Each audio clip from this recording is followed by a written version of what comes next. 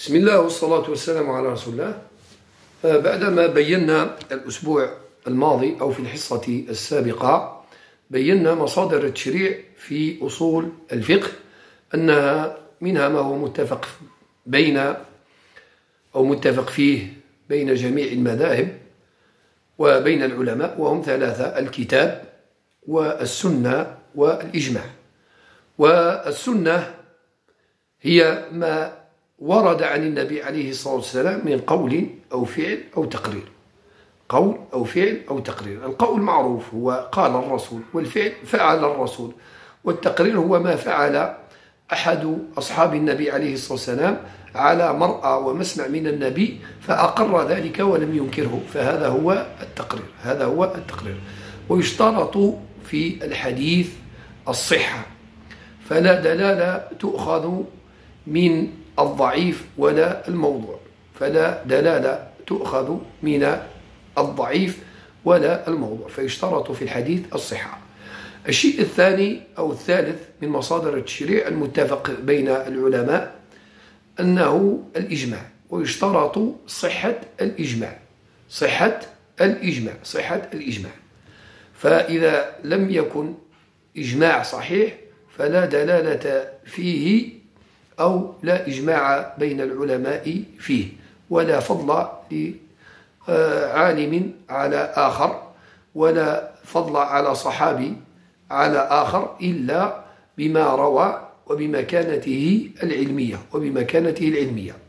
إذن هذا هو مصادر التشريع المتفق فيها، هو كتاب الله ولا خلاف فيه بين العلماء، وهو قول الله المنزل، وهو قطعي الثبوت، وفيه ما هو ظني الدلالة وقطعي الدلالة. كتاب الله عز وجل، وأهل العلم وهم أولو العلم الذي قال الله عز وجل يؤمنون به ويعرفون كيف يستنبطون منه الأحكام الشرعية. كتاب الله عز وجل.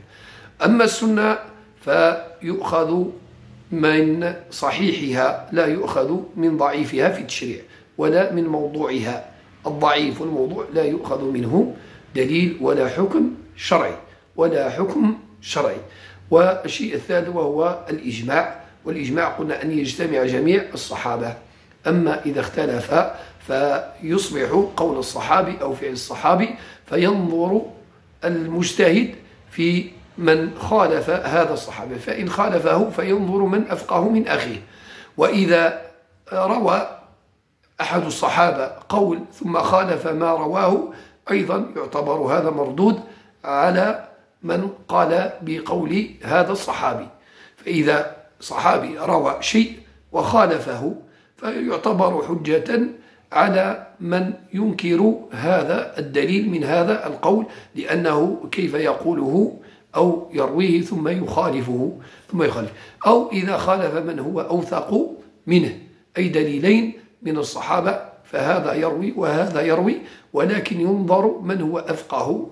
والمثبت حجة على النافي، إذا أثبت صحابي أمر وأنكره الآخر فيكون من أثبت عنده زيادة علم. هذا في قول الصحابة.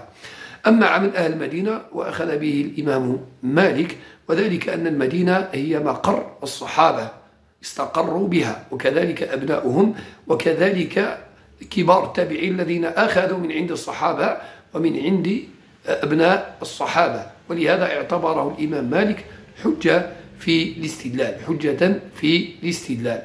وما ذكرنا أيضا من الأدلة المختلف فيها، قلنا قول الصحابي وعمل أهل المدينة والاستحسان والقياس. القياس يشترط سلامة الأقيسة.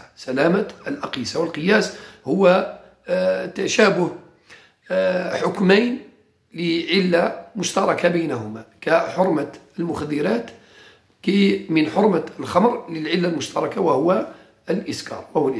فسلامة الأقيسة، إذا لم يكن هذا القياس سليم فلا حجة أيضا في هذا القياس. وهذا من عمل أيضا أهل العلم. والاستصحاب أي استصحاب الأصل في المعاملات الإباحة، وفي العبادات المنع، وأيضا سد الذرائع، وأيضا المصلحة المرسلة، وأيضا عمل أهل المدينة كما ذكرنا، وأيضا قول أو شرع من كان قبلنا إذا لم يخالف شرعنا. وقلنا أن العقل أنكره الكثير، والرأي اعتبره البعض أنه هو في حد ذاته الاستحسان، وهو الذي قال به الأحناف. ومن قال بالصحابي، وقول الصحابي أكثرهم الحنابلة والظاهرية، والله الموفق الهادي إلى سواء السبيل.